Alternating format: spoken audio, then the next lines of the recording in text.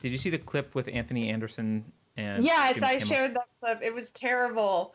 Look, It was so awkward. it's so awkward. It's not funny. It's lazy. And I know I have a lot of people from my old life when I worked in comedy who are still following me. A lot unfriended me, but a lot are still friends with me. And some of them contact me privately to offer support or to ask for advice or to talk about their fear in pushing back against this woke ideology now that they can see it and see how widespread it is.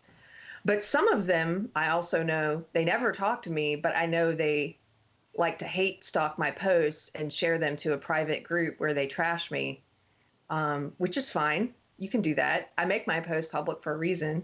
But I know you're following me. And my question to you is this, because a lot of you still work in TV and a lot of you still produce woke garbage like the Emmys and like this Anthony Anderson clip with Jimmy Kimmel.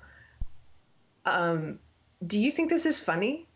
Does it give you any pause that at the time I shared it, I think there were 25,000 dislikes, and I think last time I saw it was 30,000 dislikes and 2,000 likes.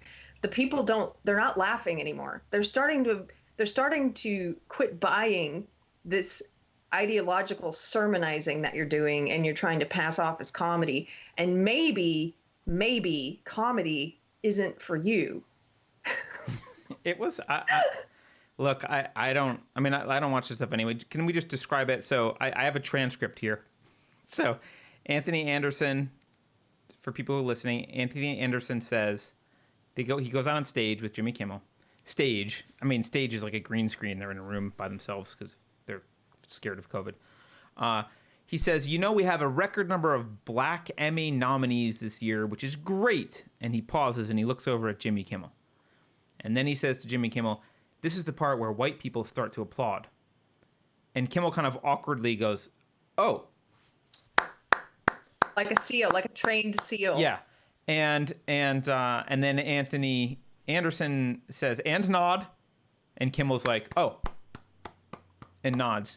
And that was kind of, and then, then he went on about black representation and blah, blah, blah. At one point, he used the term white-splain, which I hadn't heard before, but makes sense, I guess. If you're gonna have mansplaining, you got white-splaining. Yeah. It just was so awkward. We put white-splaining on our SJW bingo card, which we should roll out again, by the way. Oh, was it on our SJW bingo card? Yeah. I forgot about it. Okay. So I had heard it before. But it was, this has nothing to do with ideology. Like, it just wasn't funny.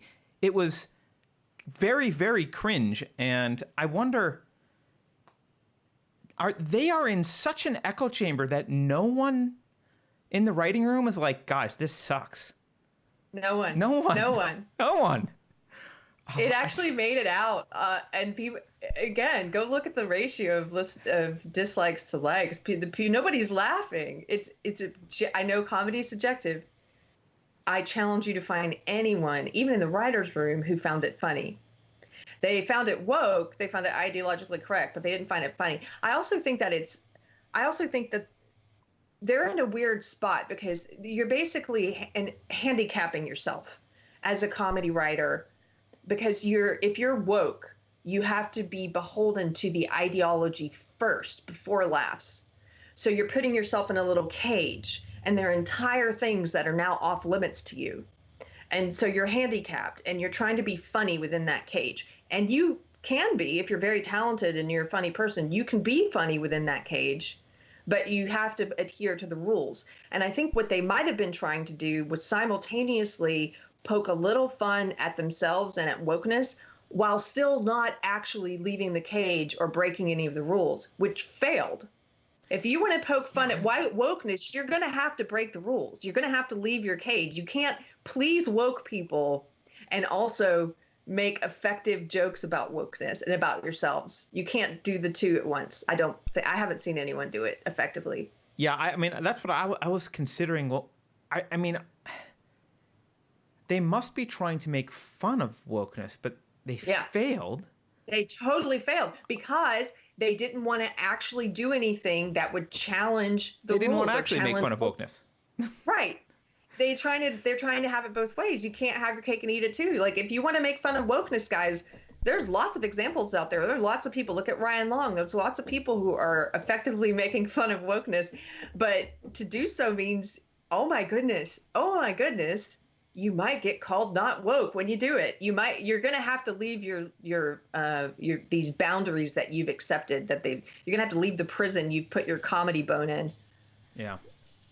Pretty, it was pretty bad. And I was reminded why I never watched late night television or any award shows. So, yeah, I hate award shows anyway. So good riddance. Yeah, me too.